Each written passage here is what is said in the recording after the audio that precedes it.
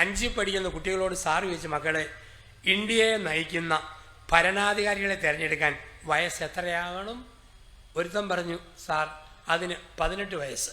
ഒരു ഭാര്യയെ നയിക്കുന്ന ഭർത്താവാകാൻ എത്ര വയസ്സാകണം? അവൻ പറഞ്ഞു 21. ഇതിൽ നിന്നും എന്ത് പാഠമാണ് നീ പഠിച്ചത്? അവൻ പറഞ്ഞു, സാറേ, പഠിച്ച ഒരു പാഠം ഒരു പെമ്പർനോത്തിയെ നയിക്കുന്നതിനേക്കാൾ എളുപ്പം ഇന്ത്യ രാജ്യത്തെ മൊത്തം നയിക്കുന്നതാണെന്ന് പിടികിട്ടി. കാരണം ഇന്ത്യയെ നയിക്കുന്നവരെ തിരഞ്ഞെടുക്കാൻ വയസ്സ് 18, ഭാര്യയെ നയിക്കുവാൻ വയസ്സ് 21. ഉടമ്പടി സ്ഥാപിക്കാൻ പ്രായപൂർത്തി വേണം. പക്ഷേ 10 വയസ്സുള്ള ആൺകുട്ടിക്ക് 8 വയസ്സുള്ള പെൺകുട്ടിയോട് പറയാൻ പറ്റുമോ 21-ാം വയസ്സ് തന്നെ ഞാൻ കെട്ടിക്കോളാം? ആ വാക്കിന് അർത്ഥമില്ല. പക്ഷെ ഇന്ന് പറ്റും. കാരണം ഇന്നത്തെ 10 വയസ്സുകാരൻ പഴയ 50കാരൻ്റെ പ്രകടനം കാഴ്ചവെക്കുന്ന കാലമാണ്, പഴയ കാലമാണ്. പണ്ട് 3-ൽ പഠിക്കുന്ന 8 വയസ്സുള്ള കുട്ടിയോട് ക്ലാസ്സിലെ ടീച്ചർ പറയുക, നീ ഇനി വർത്തമാനം പറഞ്ഞാൽ നിന്നെ പെണ്ണുങ്ങളുടെ ബെഞ്ചേക്കേറ്റി ഇരുത്തും. എന്തൊരു ചമ്മലായിരുന്നു. ഇപ്പം വല്ല ചമ്മലുമുണ്ടോ?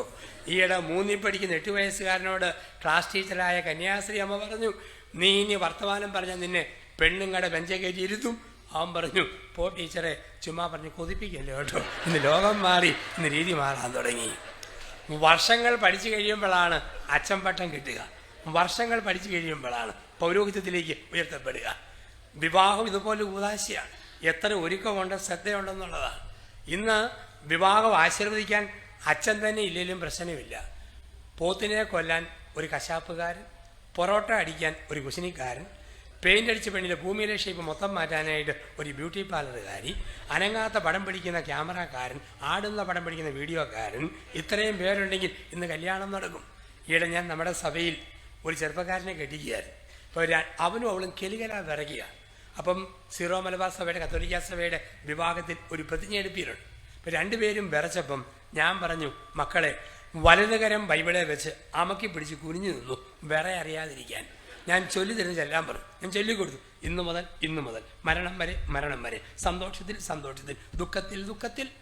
കുറേ കഴിഞ്ഞപ്പോഴുണ്ട് എൻ്റെ വലത്തെ തോളൽ വല്ലാത്തൊരു ഭാരം. ഞാൻ തിരിഞ്ഞു നോക്കുമ്പം വീഡിയോക്കാരൻ അവനെ ക്യാമറ തന്നാതിരിക്കാൻ അച്ഛൻ്റെ തോളെ താങ്ങി വെച്ചിട്ട് ഇത് ഒപ്പിയെടുക്കുക. അപ്പം വിവാഹമൊക്കെ ഇന്ന് കമ്പോളമായിട്ട് മാറുമ്പോൾ ദൈവം ചേർത്ത് തന്ന വിവാഹത്തിൻ്റെ അന്തസ്സ്, അതിൻ്റെ വിശുദ്ധിയിലും അതിൻ്റെ നന്മയിലുമായിരിക്കാൻ ദൈവം വിളിക്കുന്നു. ഉടമ്പടിയുടെ ഒരു ബന്ധം വഴി. നമുക്കറിയാം, കുടുംബജീവിതം അത്ര എളുപ്പമല്ല. ഞങ്ങൾ വിവാഹം കഴിക്കാത്ത അച്ഛന്മാരാ. എന്നോട് വല്ലതും പറയും, ഓ അച്ഛൻ എന്തൊരു ഭാഗ്യവാനാ, ചെല്ലുന്നിടം പിയോ, കിട്ടുന്നത് തിന്നുക, തോന്നുമ്പോൾ ഉറങ്ങുക, വേറെ ഒരു ശല്യമില്ലല്ലോ. ചിലപ്പോൾ അച്ഛനായി എനിക്ക് തോന്നും പെണ്ണ് കെട്ടിയാൽ മതിയായിരുന്നു, തുണി അലക്കി കിട്ടിയാനും കാപ്പിപ്പൊടി ഇളക്കി കിട്ടിയാനും പഞ്ചാര ചേർത്ത് കിട്ടിയാനും. എല്ലാവർക്കും തോന്നും അക്കരപ്പച്ച. എല്ലാത്തിലും ഉണ്ട് അതിൻ്റെ പ്രശ്നം, എല്ലായിടത്തും ഉണ്ട്. വിവാഹം കഴിച്ചവർക്ക് അവരുടെ പ്രശ്നം, കഴിക്കാത്തവർക്ക് അവരുടെ ജീവിത പ്രശ്നങ്ങൾ എല്ലാവർക്കും ഉണ്ട്. ഒരു തിരുമേനി സ്വന്തം രൂപതയിലെ 15,000 കുടുംബങ്ങളിലേക്ക് ഒരു സർക്കുലർ അയച്ചു. കല്യാണം കഴിഞ്ഞ് 25 വർഷം ജീവിച്ചിട്ട് പിണങ്ങാത്ത വഴക്കടിക്കാത്ത ദമ്പതിമാരുണ്ടോ?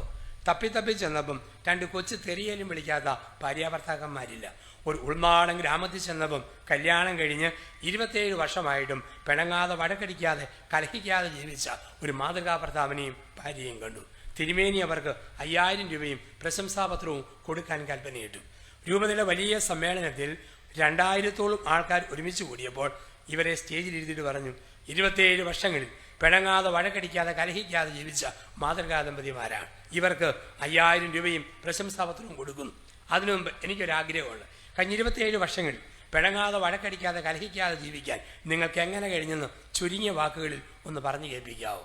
എല്ലാവരും അങ്ങ് ഇരുന്നു. കുടുംബനാഥൻ എഴുന്നേറ്റ് അദ്ദേഹം പറഞ്ഞു, പ്രിയപ്പെട്ടവരെ, ആദ്യ രാത്രിയിൽ ഇവളും ഞാനും കൂടെ തട്ടി മുട്ടി ഒട്ടി ഒരുമി കട്ടിൽ ഇരുന്നപ്പം എടുത്ത പ്രതിജ്ഞയാണ് 27 വർഷങ്ങളിൽ പിണങ്ങാതെ വഴക്കടിക്കാതെ കലഹിക്കാതെ ജീവിക്കാൻ ശക്തി ലഭിച്ചത്.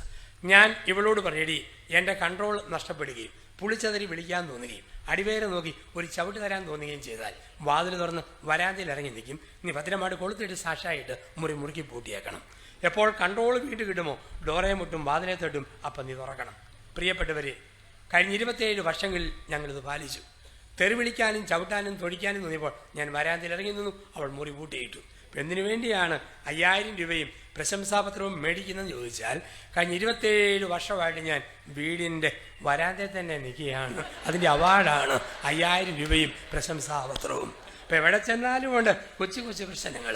അത് കണ്ടില്ല കേട്ടില്ല എന്ന് വെക്കുന്നിടത്താണ് മനുഷ്യ ജീവിതത്തിൻ്റെ വിജയം. ദൈവമായ കർത്താവ് നമുക്കറിയാം, ദൈവം പുരുഷനെയും സൃഷ്ടിച്ച് അതിനുശേഷം സ്ത്രീയെ സൃഷ്ടിക്കുന്നു. അവൻ്റെ ഏകാന്തത മാറ്റുവാൻ വേണ്ടി ദൈവം സ്ത്രീയെ സൃഷ്ടിച്ചു. എല്ലാം നല്ലത് എന്ന് പറഞ്ഞ തമ്പുരാൻ ഒരു കാര്യം മാത്രം പറഞ്ഞു, ഇത് നന്നല്ല. എന്താ നന്നല്ലാത്തത്? പുരുഷൻ ഏകനായിരിക്കുന്നത് നന്നല്ല. അതുകൊണ്ട് ചേർന്ന് ഇണയായിട്ട് ഹവ്വായെ കൊടുക്കുന്നു. അപ്പോൾ അവിടെ പറയുന്നൊരു വാക്കുണ്ട്, പുരുഷൻ മാതാപിതാക്കളെ വിട്ട് ഭാര്യയോട് ചേരും. അതാണ് വിവാഹത്തിൻ്റെ ബലമെന്നൊക്കെ പറയുക. വിട്ടേച്ച് പോകുന്ന ഏക ജീവിതാന്തസ്സാണ് വിവാഹം. ഞങ്ങളും 2 മക്കളാണ് വീട്ടിൽ, ഞാനും എൻ്റെ ജ്യേഷ്ഠനും. ജ്യേഷ്ഠൻ കല്യാണം കഴിച്ചപ്പോൾ എൻ്റെ അമ്മയ്ക്ക് മനസ്സിലായി ജ്യേഷ്ഠൻ മാതാപിതാക്കളെ വിട്ടു. ഞാൻ അവധിക്ക് വീട്ടിൽ ചെല്ലുമ്പോൾ രാത്രി 10:30 അമ്മ ഞാൻ കിടക്കുന്ന കട്ടിലിൻ്റെ കാൽക്കൽ ഒരു കസേര ഇട്ട് വന്നിരിക്കും. എന്നിട്ട് പറയും, മോനെ, ആമ്പിള്ളാർ പെണ്ണ് കെട്ടിക്കഴിയുമ്പോൾ മാറ്റം വരുമെന്ന് പറഞ്ഞ് കേട്ടിട്ടേ ഉള്ളൂ, ഇനി എന്തിനാ പറയുന്നത്? മോൻ്റെ ചേട്ടൻ്റെ കാര്യം എടുത്താൽ മതി, എന്തൊരു മാറ്റം. കഴിഞ്ഞ തിങ്കളാഴ്ച ഒരു മുഴുത്ത അയല മേടിച്ചിട്ട് തലമുറി അവന്, നടുമുറി അവക്ക്, എനിക്കൊരു മെലിഞ്ഞ വാല്, ഇത്രയും മാറിപ്പോയല്ലോ. ഞാൻ പറഞ്ഞു, എൻ്റെ അമ്മേ ഞാൻ ഉറങ്ങി, മോൻ ഉറങ്ങിയെങ്കിൽ ഞാനിപ്പം പോകോളാം, ബാക്കി നാളെ രാവിലെ പറയാമെന്ന് പറഞ്ഞ് അമ്മ എഴുന്നേറ്റ് പോകും. ഈ വിട്ടേച്ച് പോന്നതുകൊണ്ടാണ് ആണുങ്ങൾ കെട്ടുമ്പം വിറയ്ക്കുന്ന കാണാം, പെണ്ണുങ്ങളെ കെട്ടിക്കുമ്പം വേർക്കുന്ന കാണാം. വിട്ടേച്ചുള്ള പോക്ക്. ഏത് പട്ടാളക്കാരനാണേലും തോക്ക് പിടിക്കുമ്പം വിറയ്ക്കാത്ത കൈ, താലി പിടിക്കുമ്പം വിറയ്ക്കും. കാരണം പട്ടാളക്കാരന് പോലും അറിയാം 2ാം ലോകമഹായുദ്ധം സഹിക്കാം. ഇന്നു മുതൽ തുടങ്ങാൻ പോകുന്ന 3ാം ലോകമഹായുദ്ധം അവന് ശക്തിക്കപ്പുറം.